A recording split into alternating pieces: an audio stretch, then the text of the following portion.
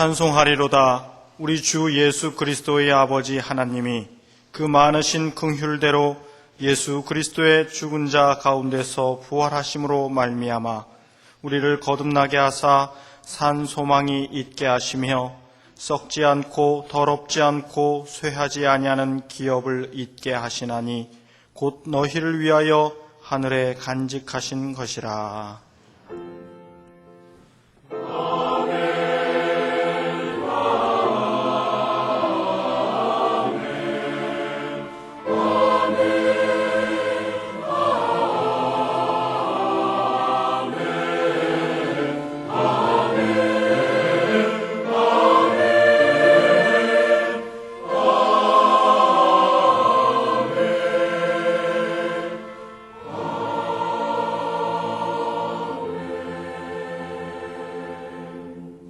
하나님께서 우리에게 주시는 구약의 말씀은 이사야 44장 24절에서 28절까지입니다.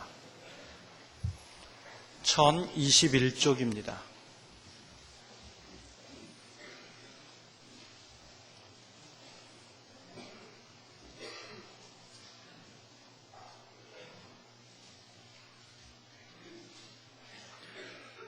내 구속자여, 모태에서 너를 조성한 나 여호와가 말하노라. 나는 만물을 지은 여호와라. 나와 함께한 자 없이 홀로 하늘을 폈으며 땅을 베풀었고 거짓말하는 자의 징조를 패하며 점치는 자를 미치게 하며 지혜로운 자들을 물리쳐 그 지식을 어리석게 하며 내 종의 말을 응하게 하며 내 사자의 모략을 성취하게 하며 예루살렘에 대하여는 이르기를 거기 사람이 살리라 하며 유다 성읍들에 대하여는 이르기를 중건될 것이라. 내가 그 황폐한 곳들을 복구시키리라 하며 기쁨에 대하여는 이르기를 마르라. 내가 내 강물들을 마르게 하리라 하며 고레스에 대하여는 이르기를 그는 나의 목자라. 나의 모든 기쁨을 성취하리라 하며 예루살렘에 대하여는 이르기를 중건되리라 하며 성전에 대하여는 이르기를 내 기초가 세움이 되리라 하는 자니라. 아멘.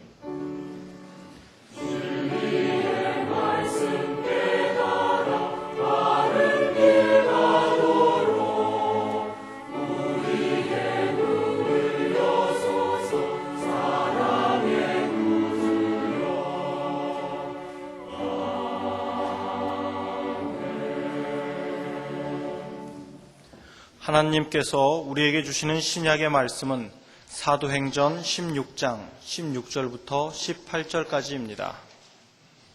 216쪽입니다. 우리가 기도하는 곳에 가다가 점하는 귀신 들린 여종 하나를 만나니 점으로 그 주인들을 크게 이해하게 하는 자라. 바울과 우리를 쫓아와서 소리질러 가로되 이 사람들은 지극히 높은 하나님의 종으로 구원의 길을 너희에게 전하는 자라 하며 이같이 여러 날을 하는지라. 바울이 심히 괴로워하여 돌이켜 그 귀신에게 이르되 예수 그리스도의 이름으로 내가 내게 명하노니 그에게서 나오라 하니 귀신이 즉시 나오니라. 아멘. 신약성경 사도행전 16장은 바울이 제2차 세계 전도 여행 도중 빌립보에서 활동한 내용입니다.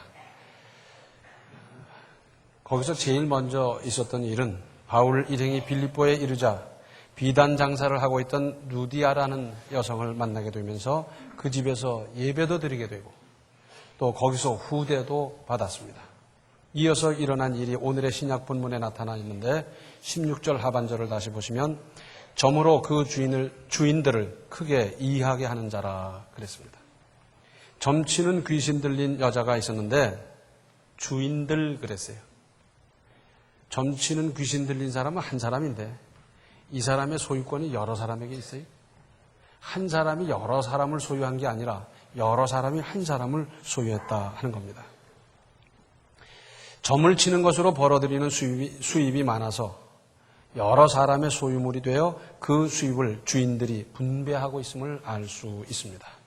17절과 18절 상반절을 보면 바울과 우리를 쫓아와서 소리질러 가로되 이 사람들은 지극히 높은 하나님의 종으로 구원의 길을 너희에게 전하는 자라 하며 이같이 여러 날을 하는지라 그랬어요.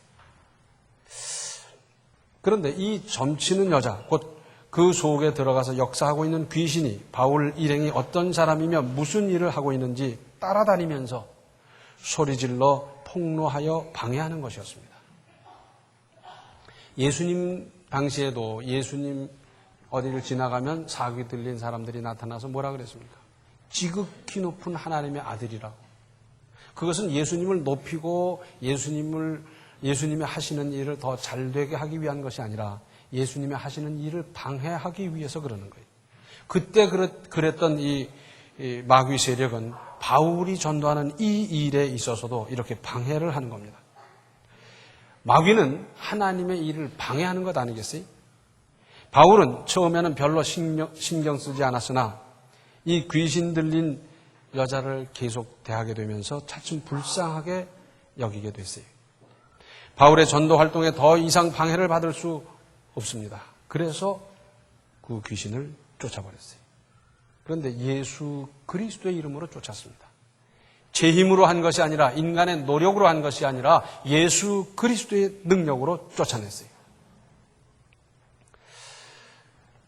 그런데 그렇게 되고 보니까 이 사람은 멀쩡하고요. 반면에 이제는 점을 칠 수가 없어졌어요.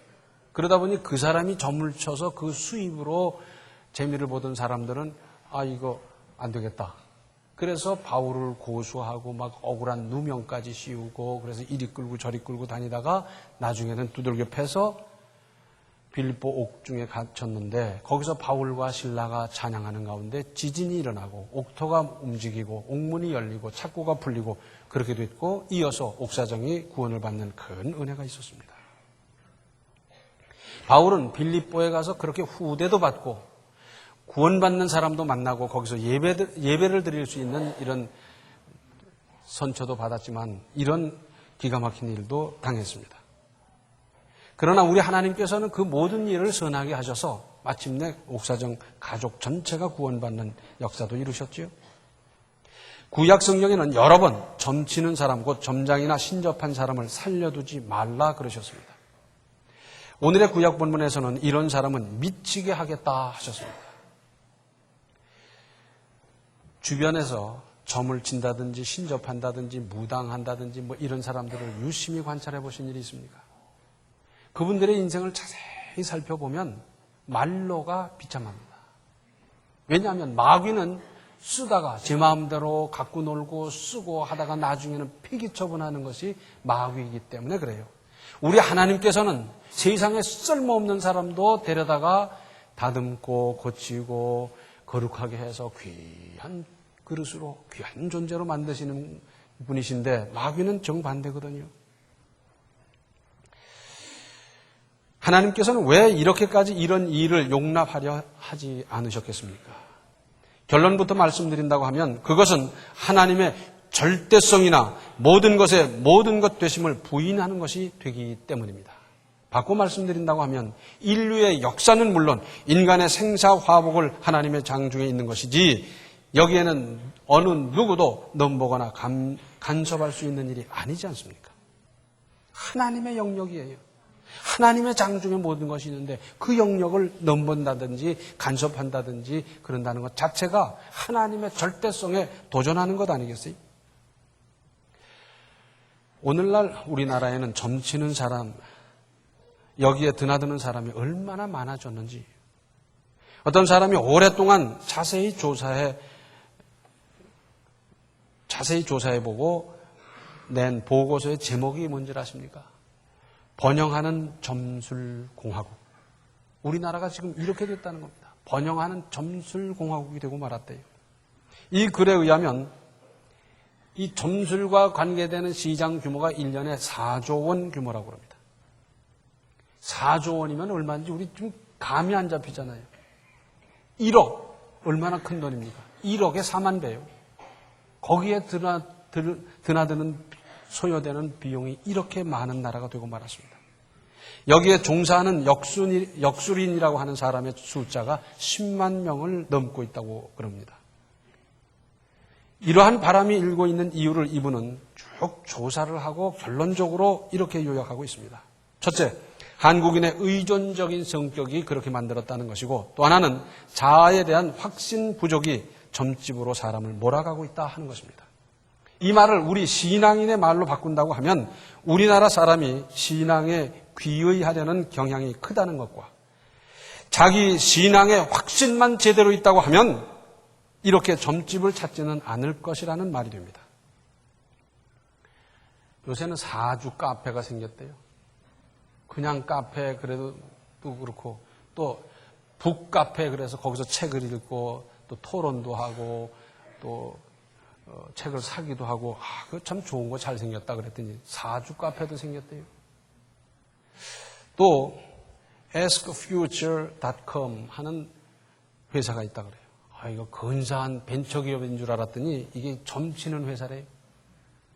여기에 소속된 역술인이 60명인데 이 중에는 고학력으로 젊은 사람이 40%라 그러고 여기 회원이 5만 명이라 그럽니다. 그런데 이 회사의 대표 이름이 이수. 저희 집안하고는 아무 상관이 없습니다.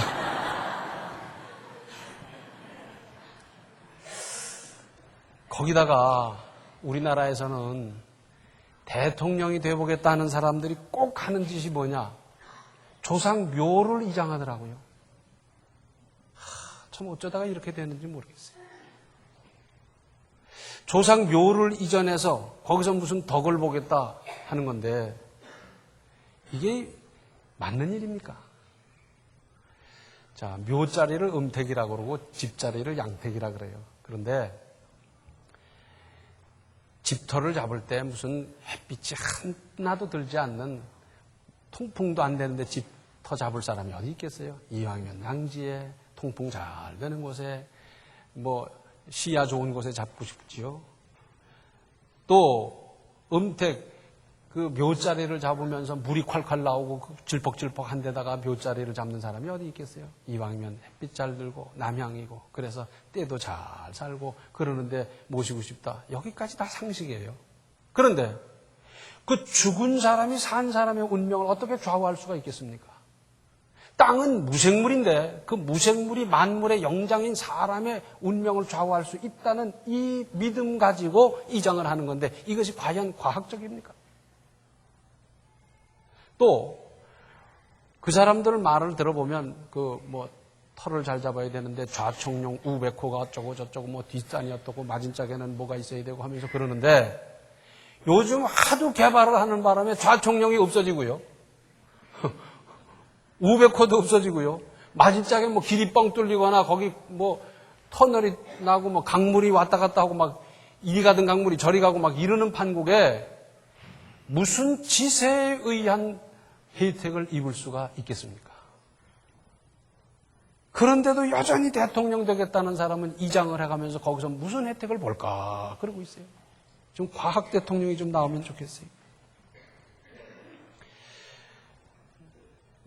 예수께서는 감람산 꼭대기에서 승천을 하셨어요. 근데 감람산 밑에 쪽, 그러니까 예루살렘에서 바라볼 때 동쪽이 감람산이고 그 산기슭에 보면 묘지가 꽉 들어차 있어요. 아니 이렇게 눈에 잘 띄고 좋은 곳에다 왜 묘지를 이렇게 했을까? 그랬더니 사람들이 그런 생각을 한대요. 예수님이 거기서 승천하셨기 때문에 예수님이 부활할 때도 거기서 하실 것이고 그리고 그 주변에 있어야 빨리 부활되겠다. 제일 먼저 부활할 거다. 그래서 사람들이 거기다 묘를 줬대요.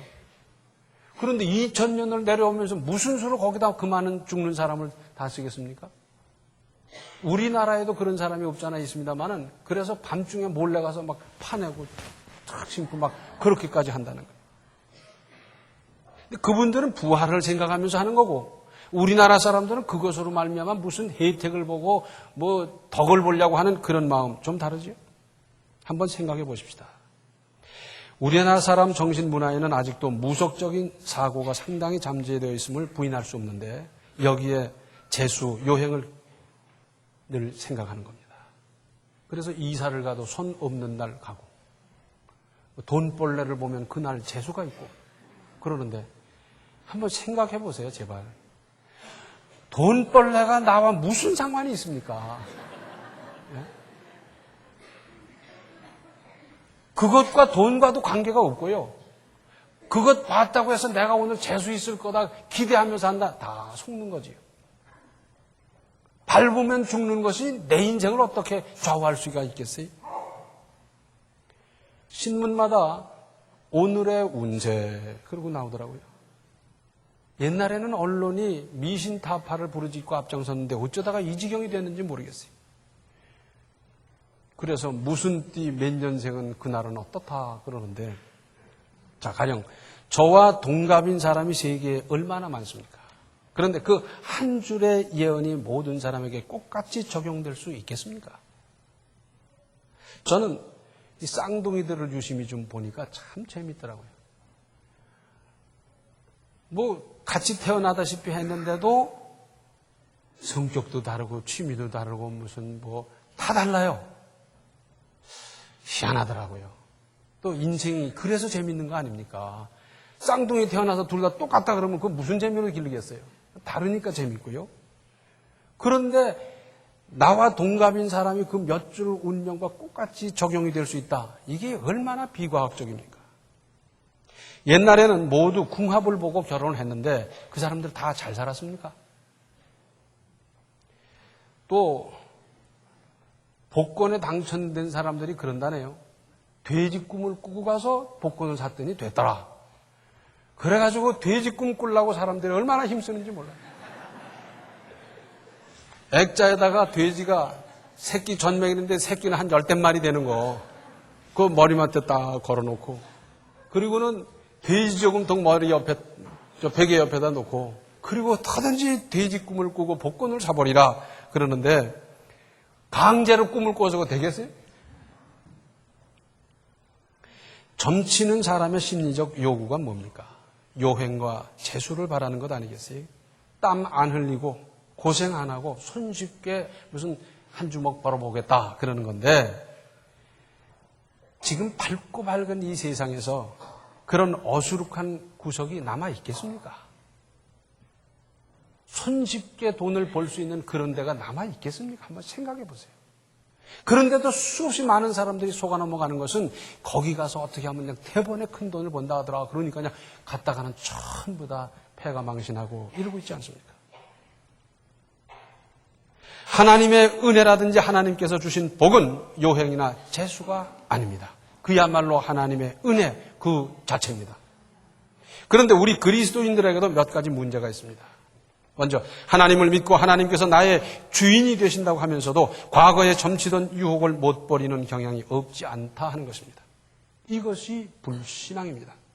이것은 하나님을 하나님으로 여기지 않는 크나큰 잘못입니다.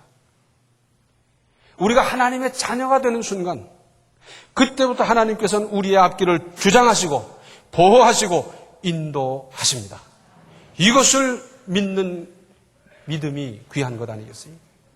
우리의 장래는 하나님의 장중에 있는 것이지 점쟁이의 예언에 좌우되는 것이 아니라는 사실을 알아야 합니다. 또 사람들의 심리에 이런 것이 있다고 보니까 무슨 제단이라는 게 있어요. 그래서 예언 기도를 받으러 가자. 쪽집게 같이 마친다더라 뭐 그러고 하는데, 거기다가 또 그냥 가는 게 아니라 감사 헌금 그러면서 이래요. 이게 복채를 내는 것과 뭐가 다르겠습니까? 뭐가 다르겠어요? 헌금은 제단에 바치는 거고 제사장이 받는 거예요. 아무나 받으면 큰일 나는 일인데 갖다 바쳐놓고는 그리고는 예언기도를 받는다고 야단을 해요. 이것은 무속신앙의 연장된 모습과 뭐가 다르겠습니까?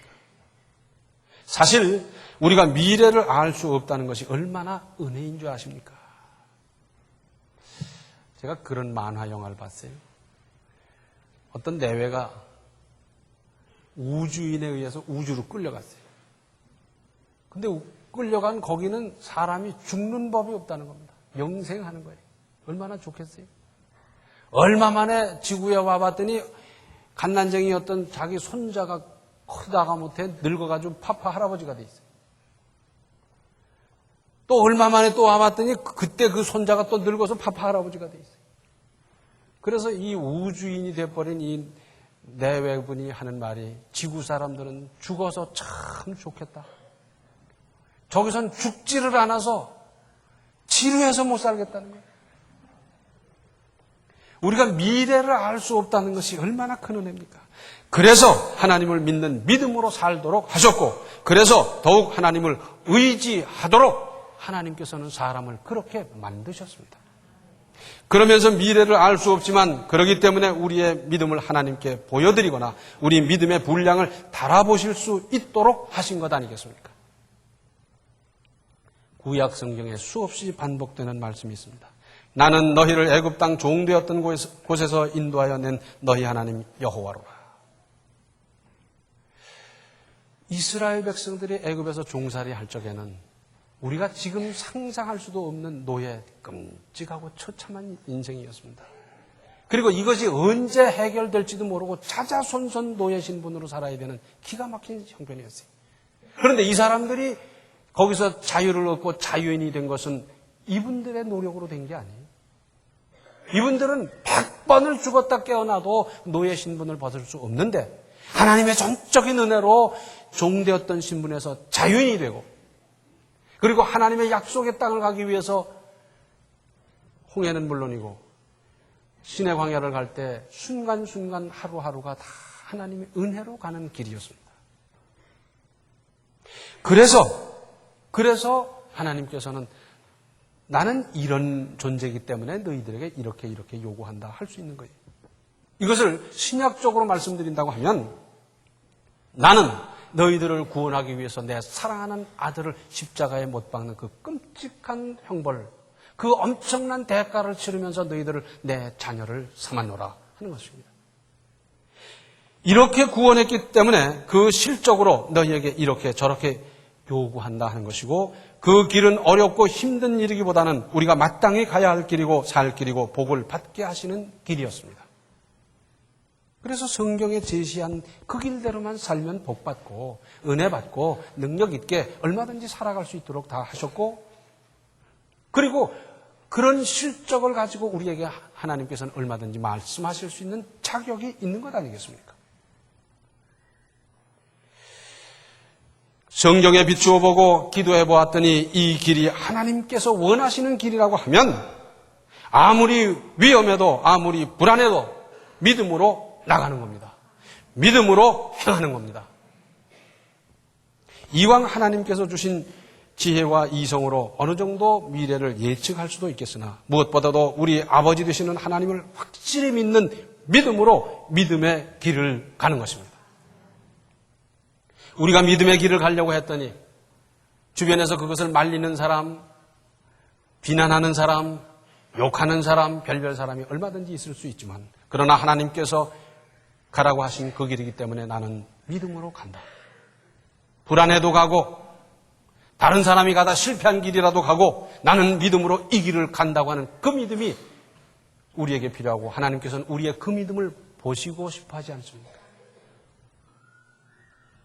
아브라함은 너의 본토 친척 아비집을 떠나라 그럴 적에 여기 가서 의논하고 저기 가서 물어보고 따져보고, 하나님 이제 떠나면 뭘 먹고 삽니까? 어떻게 삽니까? 집은 어디 정할까요? 그렇게 물어보지 않았습니다. 천지를 지으신 그 하나님께서 그 말씀대로 내가 행할 때 하나님께서 지켜주시고 인도하시고 보장해 주실 것을 믿는 믿음으로 떠났습니다.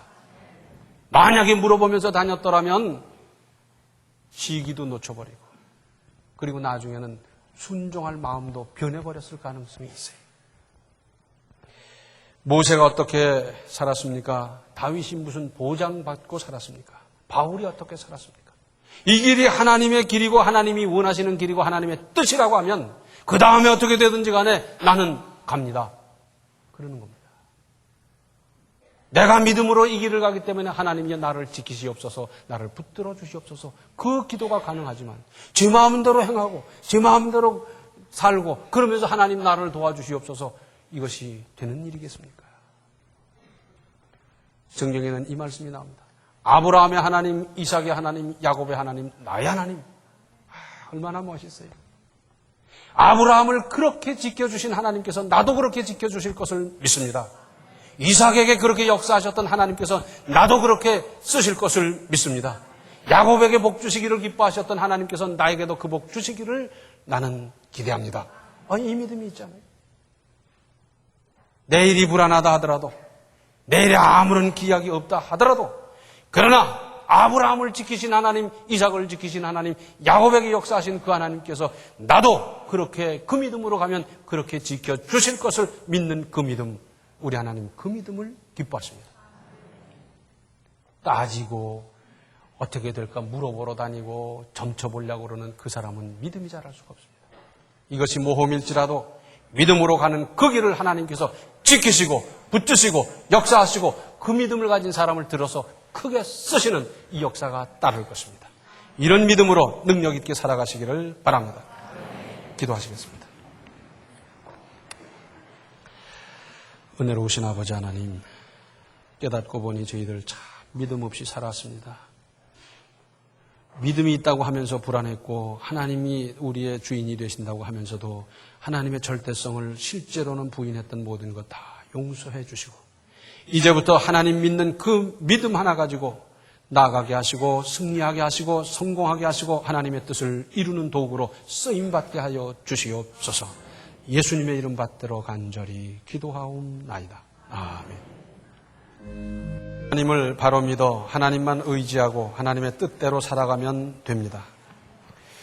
지금은 생명의 주 예수 그리스도의 은혜와 하나님 우리 아버지의 극진하신 사랑과 성령의 감화, 감동, 충만, 교통하심이 어떤 경우에든지 어떤 상황에서든지 믿음으로 끝까지 나아가기로 작정하는 모든 성도들 머리 위에 이제로부터 영원토록 함께 계시기를 간절히 축원하옵나이다. 아멘. 나를 사랑하사 십자가 지신 주 예수여 내게 자유 주시려고 귀한 피를